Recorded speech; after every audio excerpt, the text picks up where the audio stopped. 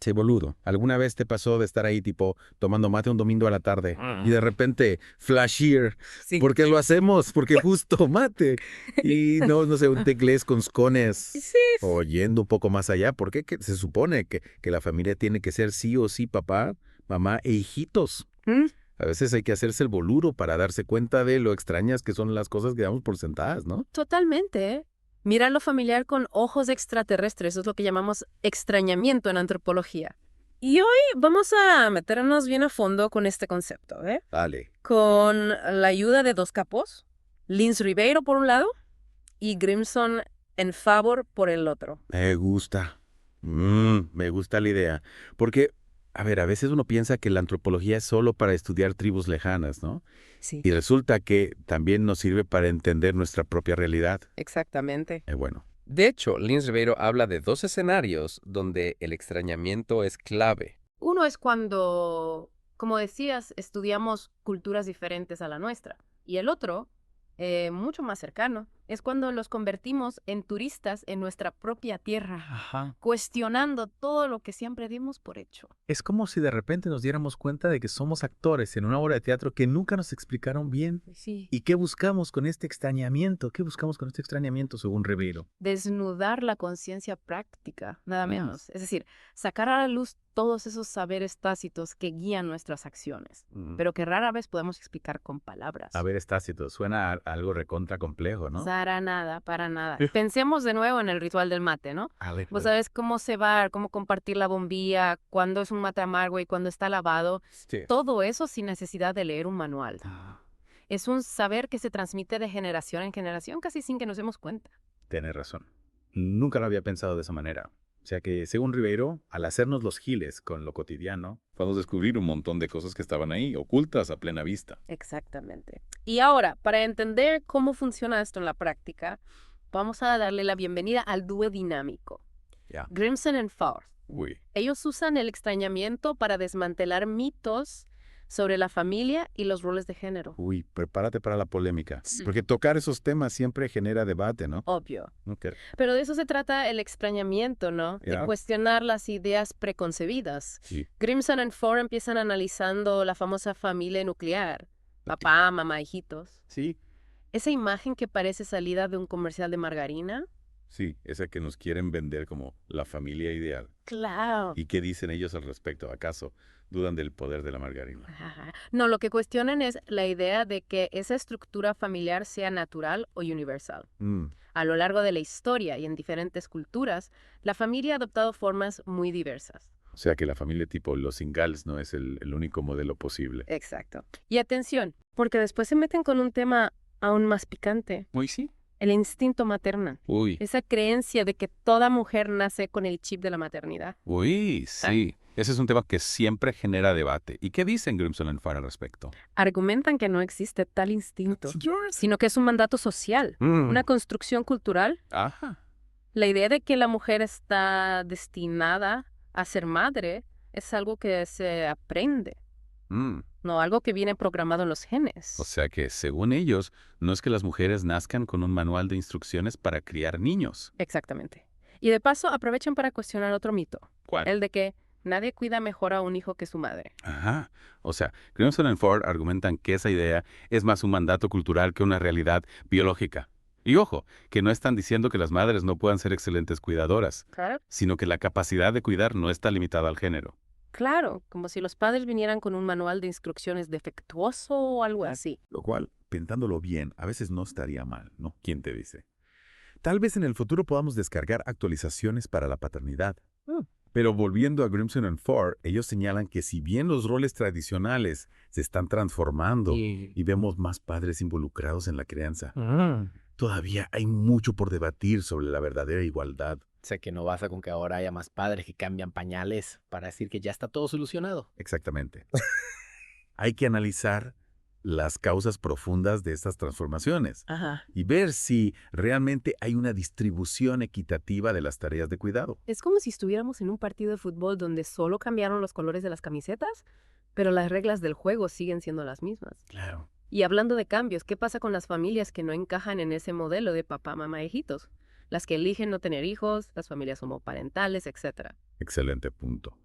Justamente, Grimson and Ford usan el extrañamiento para visibilizar esas familias que muchas veces quedan fuera de la foto, por así decirlo. Al cuestionar la idea de la familia normal, abrimos el espacio para reconocer la diversidad de formas de ser familia. Es como si estuviéramos ampliando el álbum familiar para incluir a todos, con sus diferencias y sus particularidades. Exactamente. Ya. Y esto nos lleva a la idea de que la familia, la maternidad, los roles de género, todo eso no está escrito en piedra. Son construcciones sociales que se van moldeando a lo largo de la historia y en cada cultura. O sea que si la realidad es una construcción, en teoría podríamos deconstruirla y construirla de nuevo, ¿no? Esa es la idea. Ah. El extrañamiento no es solo un ejercicio intelectual, sino una herramienta para la transformación social. Nos ayuda a ver las cosas desde otra perspectiva, a cuestionar lo establecido y a imaginar nuevas posibilidades. Claro, como si tuviéramos un par de anteojos mágicos que nos permitieran ver más allá de lo evidente. Hablando de ver las cosas desde otra perspectiva, ¿te acordás de ese ejercicio que nos hacían hacer en la facultad, donde teníamos que mirar una imagen abstracta y decir qué veíamos? ¿Te referís al test de Rorschach? Ese mismo. Era increíble cómo cada uno veía cosas completamente diferentes en las mismas manchas de tinta. Claro, porque cada uno proyectaba sus propias experiencias, sus miedos, sus deseos. Exacto. Y eso me hizo pensar en que, en cierto modo, la realidad también es una especie de mancha de tinta, que cada uno interpreta a su manera. Totalmente. No existe una única realidad objetiva, sino que cada uno construye su propia realidad a partir de su experiencia subjetiva. O sea que, en realidad, todos vivimos en mundos diferentes. En cierto modo, sí. Pero lo importante es ser conscientes de que nuestra percepción de la realidad está condicionada por nuestra propia subjetividad y que hay otras formas de ver el mundo. Por eso el extrañamiento es tan importante, porque nos ayuda a salir de nuestra burbuja y a entender que no tenemos la verdad absoluta. Claro, es como si el extrañamiento nos diera un mapa para navegar por la diversidad de realidades que existen. Y hablando de mapas, ¿te acordás de esa vez que nos perdimos en Bariloche? ¿Te referís a esa vez que nos fuimos de trekking sin GPS y terminamos dando vueltas en círculos durante horas? Esa misma. Me acuerdo que al principio nos reímos, pero después nos agarró un poco de pánico porque ya estaba oscureciendo y no sabíamos cómo volver al hotel. Sí, fue un poco angustiante. Pero al final, gracias a un gaucho que pasaba por ahí, logramos encontrar el camino. Es verdad, el coach nos miró con cara de ¿de dónde salieron estos giles? Y nos indicó la dirección correcta. Lo curioso es que, una vez que supimos por dónde ir, el camino nos pareció re obvio. Claro, porque la perspectiva cambia todo. A veces necesitamos la ayuda de alguien que nos muestre el camino desde otro punto de vista, y en ese sentido el extrañamiento funciona un poco como es gaucho. Nos ayuda a ver lo que no podíamos ver por nosotros mismos. Me gusta la analogía. O sea que, en vez de enojarnos con el gaucho por no haber puesto un cartel más grande, deberíamos agradecerle por habernos sacado de nuestro laberinto mental. Exacto. El extrañamiento nos invita a ser humildes, a reconocer que no lo sabemos todo y que siempre hay algo nuevo por aprender. Y hablando de aprender, ¿qué otras herramientas nos da el extrañamiento para desnaturalizar lo cotidiano? ¿Cómo lo ponen en práctica los antropólogos en su trabajo? Bueno, hay varias técnicas que utilizan. Una de ellas es la observación participante, que consiste en sumergirse en la cultura que se quiere estudiar, vivir como uno más entre ellos, participar en sus actividades cotidianas. Es como hacer un intercambio cultural, pero con fines científicos. Exactamente. Y al vivir la cultura desde adentro, el antropólogo puede identificar comportamientos, creencias, valores que de otra manera pasarían desapercibidos. Claro, porque a veces las cosas más interesantes no se dicen, se viven. Exactamente. Otra técnica muy utilizada es la entrevista en profundidad. A ver. En este caso, el antropólogo no se limita a hacer preguntas cerradas, sino que busca generar un espacio de diálogo abierto donde el entrevistado pueda expresar sus propias ideas y experiencias. Es como si el antropólogo fuera un periodista que busca la historia detrás de la historia. Sí, pero con un enfoque más interpretativo. El antropólogo no busca solo registrar los hechos, sino comprender el significado que esos hechos tienen para las personas que los viven. O sea que en vez de buscar la verdad objetiva, el antropólogo busca las verdades subjetivas. Y eso me lleva a pensar en la importancia de escuchar a los demás, de abrirse a diferentes perspectivas. Totalmente. El extrañamiento nos invita a ser más empáticos, a ponernos en el lugar del otro y a tratar de entender su punto de vista. Y a veces, al ponernos en el lugar del otro, descubrimos que no somos tan diferentes como pensábamos. Exacto. El extrañamiento también nos ayuda a conectar con la humanidad compartida, a ver más allá de las diferencias culturales y a reconocer que todos somos parte de una misma red interconectada. Es como si el extrañamiento nos permitiera ver el mundo en HD, con todos sus colores y matices. Y hablando de colores y matices, ¿te acordás de esa vez que fuimos a un recital de cumbia villera? ¿Te referís a ese recital donde la gente estaba remanija y nosotros no entendíamos nada de lo que estaba pasando? Ese mismo. Al principio nos sentimos re fuera de lugar, como dos pingüinos en el trópico. Sí, recuerdo que nos mirábamos con cara de ¿qué hacemos acá? Exacto. Pero después nos dejamos llevar por la música, por la energía de la gente. Y terminamos bailando hasta el amanecer. Fue una experiencia increíble. Y creo que es un buen ejemplo de cómo el extrañamiento, aunque al principio pueda generar incomodidad, también nos puede abrir las puertas a nuevas experiencias y a nuevas formas de disfrutar la vida. Es como si el extrañamiento fuera un viaje a un país desconocido. Al principio te sentís perdido, pero después terminas descubriendo un montón de cosas nuevas y fascinantes. Tal cual. Y al final te das cuenta de que más allá de las diferencias culturales, todos buscamos lo mismo. Pasarla bien, conectar con los demás, disfrutar la vida. Exactamente.